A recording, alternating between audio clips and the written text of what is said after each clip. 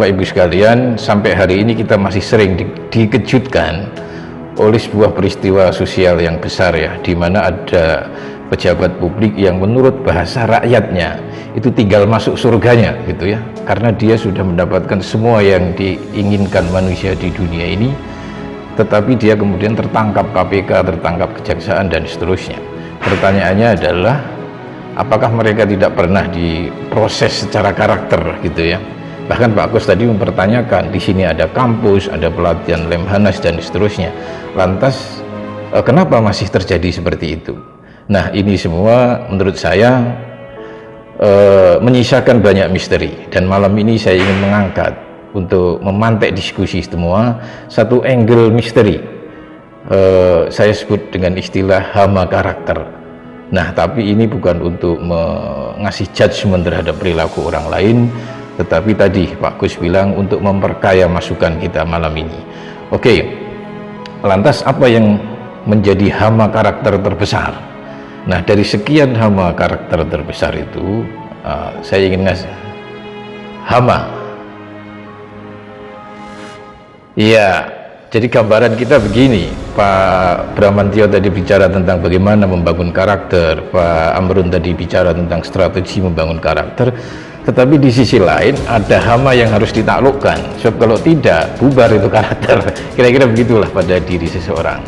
Nah, dari sekian hama itu, apa yang paling mengkhawatirkan, apa yang dampak destruktifnya begitu besar terhadap karakter seseorang? Nah, di sini self interest yang telah dominan di dada manusia. Jadi ketika batin manusia itu dikuasai self interest, dan itu letaknya di nomor satu, apalagi dia pemimpin, jangankan keburukannya, kebaikannya saja itu menjadi awal dari kejahatan. Kebaikannya bagus ya, bukan keburukannya. Kalau keburukannya kan pasti. Jadi kita bisa bayangkan, dulu ada kisah Fir'aun misalnya. Fir'aun itu tetap dia membangun fasilitas publik, punya bagi-bagi sembako juga gitu ya, tetapi dia disebut sebagai tokoh destruktif bukan karena dia tidak melakukan itu semua, tetapi karena self interestnya selalu di depan. Nah, dua tokoh yang menginspirasi Pak Gus di SKB ini, yaitu Salim, Agus Salim dan Wahidin, beliau berdua telah berhasil bagaimana meletakkan self interest di paling belakang, sehingga kepemimpinan publiknya bagus. Nah, self interest ini barangnya di perilaku itu bermacam-macam, mulai dari dia mengutamakan diri sendiri, self ego gitu ya, sampai kemudian merembet ke ego kelompok, kepentingan kelompok, sampai kepada apa yang disebut Pak Amrun tadi, Pak Irwan Amrun, itu materialisme, penganut paham materialisme dan mengabaikan nilai-nilai. Dan puncaknya adalah yang disebut self interest itu adalah menafikan kehadiran kekuatan langit di dalam seluruh keputusannya. Ini tercermin misalnya dalam kisah Korun gitu ya.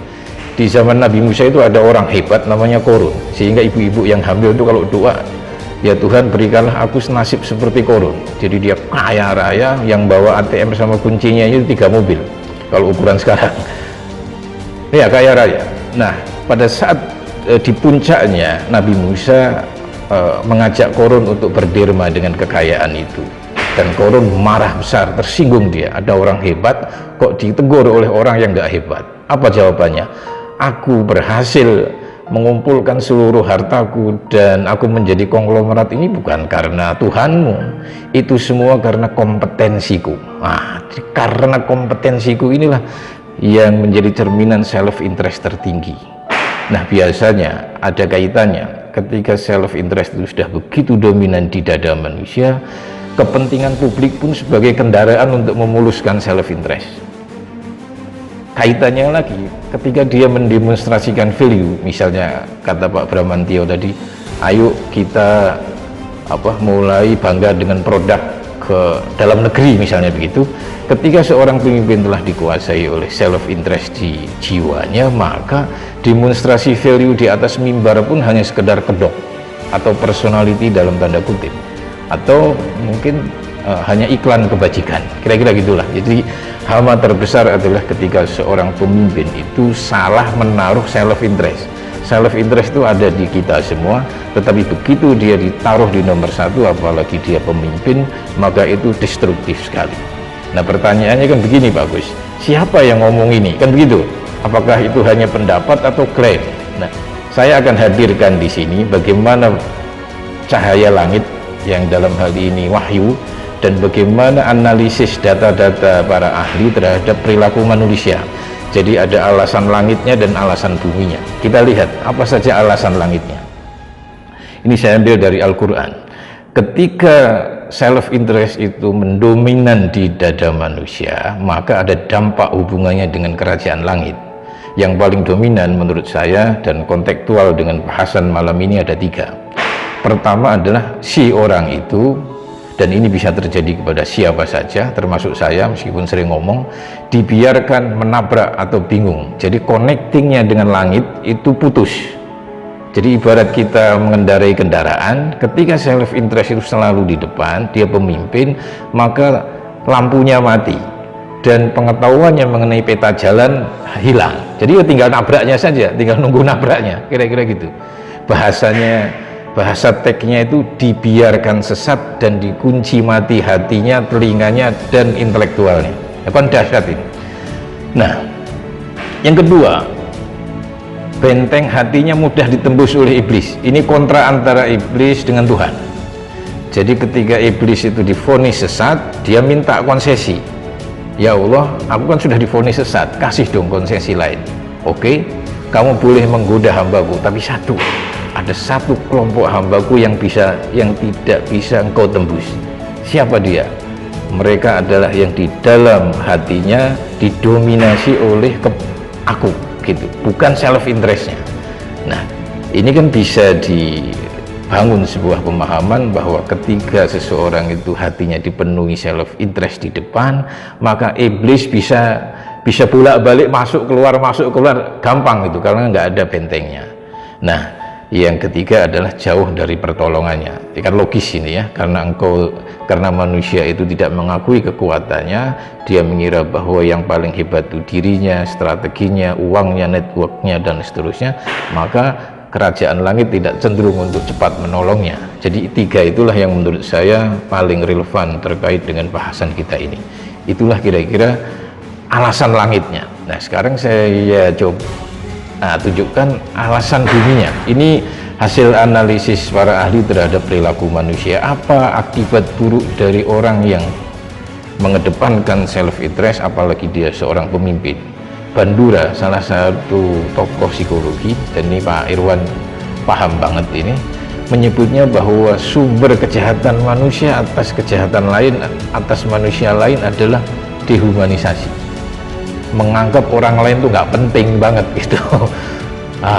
Itu dimulai dari bagaimana orang menggunakan klakson di jalan raya yang tadit kayaknya dia toh yang penting, sampai kepada korupsi, sampai kepada praktek genosida. Jadi mereka melakukan kejahatan karena menurut alam bawah sadarnya orang lain itu tidak penting, yang berangkat dari sense of self priority. Jadi dirinya yang paling penting, orang lain itu nggak penting. Nah, kira-kira gitu. Itu berasal dari self interest yang salah naruh. Yang kedua adalah greedy. Greedy itu rakus yang membuat orang melambung tinggi. Nah, ini nanti saya ingin bisa dibetulin nih oleh Pak Irwan. Saya pernah membaca buku Spiritual Capital yang ditulis oleh 2 penulis Yahudi ya. Dia menceritakan Abraham Maslow itu pakai bahasa konon. Abraham Maslow itu konon pernah mau menyesal ketika mau meninggal. Menyesalnya kenapa? Karena dia sudah terlanjur membuat formula tentang kebutuhan manusia, yang ada paling bawah itu materi, yang kedua itu sosial, dan yang terakhir itu spiritual. Nah, menyesalnya kenapa katanya penulis itu? Mestinya yang paling awal itu spiritual, bukan material katanya. Kenapa? Karena saya taruh kebutuhan material itu di pertama, sehingga ini menginspirasi manusia untuk menjadi greedy sepanjang hayatnya. Itu. Nah, greedy adalah perilaku yang bersumber dari self interest yang salah naruh tadi. Nah, yang terakhir adalah ada truth illusion, jadi dia menjadi sumber kebenaran. Itu pun akan berdampak kepada perilaku yang ngawur, apalagi dia seorang pemimpin. Nah, dua hal ini yang menjadi dalil kenapa self interest itu apalagi bagi seorang pemimpin sangat berbahaya. Nah, sekarang bagaimana kira-kira kita memulai, kan kira-kira gitu Pak Gus ya. Tadi Pak Gus bilang semua bangsa ini karena sudah semakin maju harus memahami dirinya sendiri, dan Pak Irwan tadi ada mengangkat istilah self-awareness, kesadaran diri. Nah, bicara solusi ini ada dua menurut saya. Secara jangka panjang dan ideal, tentu kita tidak bisa meninggalkan, harus memprioritaskan 3 terminal karakter di bangsa ini. Pertama adalah keluarga, tentu pasti. Yang kedua adalah lembaga pendidikan. Yang ketiga adalah sosial keagamaan. Itu idealnya lah ya. Tetapi untuk solusi yang aktual yang sekarang ini, yang masuk kepada individu-individu masing-masing, terutama calon pemimpin, menurut saya 3 ini penting. Bagaimana dia membangun karakter atau menghalau hama karakter supaya nggak hancur gitu kira-kira. Nah, pertama jelas, siapapun yang ingin menjadi pemimpin publik, dia harus menomor-3kan self interestnya. Ini mutlak. Kalau ingin tidak ada mengantisipasi tindakan-tindakan destruktif.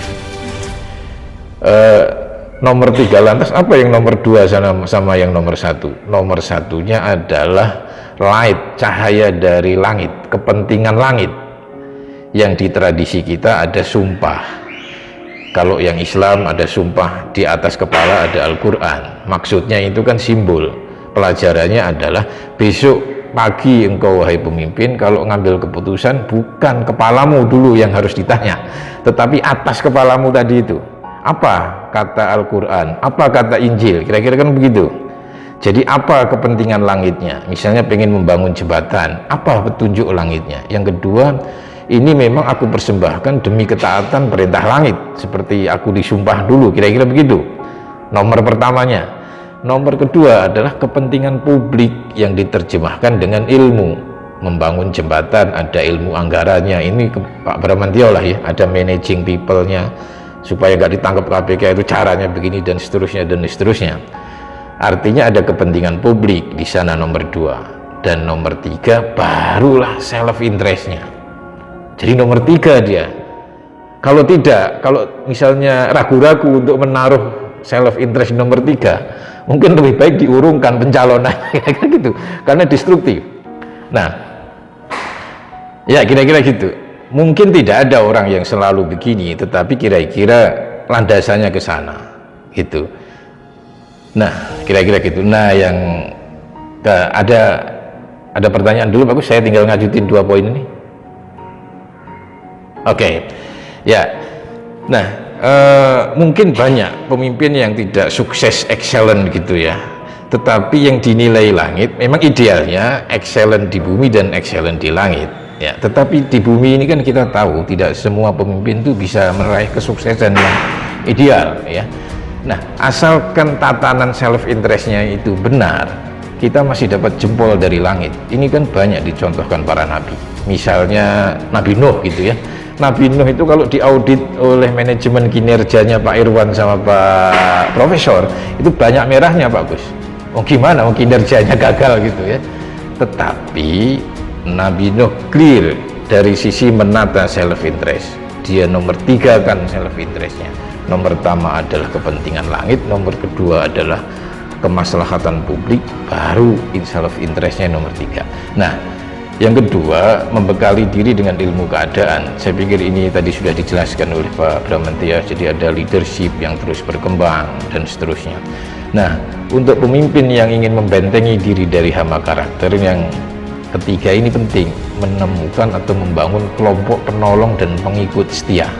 Jadi dalam kepemimpinan itu tidak cukup orang hanya menjadi hebat atau baik atau berkarakter hanya seorang diri. Dia harus pandai membangun kelompok. Kalau mengikuti teori-teori kenabian, kelompok yang dibutuhkan cuma 2, penolong, misalnya apa, DPR, kejaksaan, KPK dan seterusnya, itu kan pihak-pihak penolong. anggaran dan seterusnya. Yang kedua adalah orang-orang yang setia mengikuti agenda perubahannya. Saya kira di seminar-seminar manajemen Pak Agus sering dijelaskan tuh, siapa saja orang di lingkungan kita itu yang pas untuk kita jadikan pengikut setia agenda perubahan. Misalnya anak-anak muda milenial yang masih idealis, misalnya lagi orang-orang tua yang idealis gitu. Itu kan kelompok-kelompok yang bisa menjadi pengikut seorang pemimpin, bagaimana dibawa kepada perubahan-perubahan baru. Nah, itulah kira-kira. Nah, saya pikir itu intinya tadi. Mungkin ada pertanyaan begini, saya sudah menaruh self interest saya di nomor 3, tapi bagaimana, kan nggak gampang gitu. Kalau pertanyaan itu nggak bisa kejawab oleh batin kita dengan keyakinan-keyakinan, berarti yang bermasalah bukan dunia di sana, tapi dunia di dalam diri kita, karena kita nggak yakin gitu kira-kira. Nah, itulah mudah-mudahan ini bermanfaat untuk menghantarkan diskusi yang lebih hangat lagi. Bagus dari saya. Assalamualaikum warahmatullahi wabarakatuh.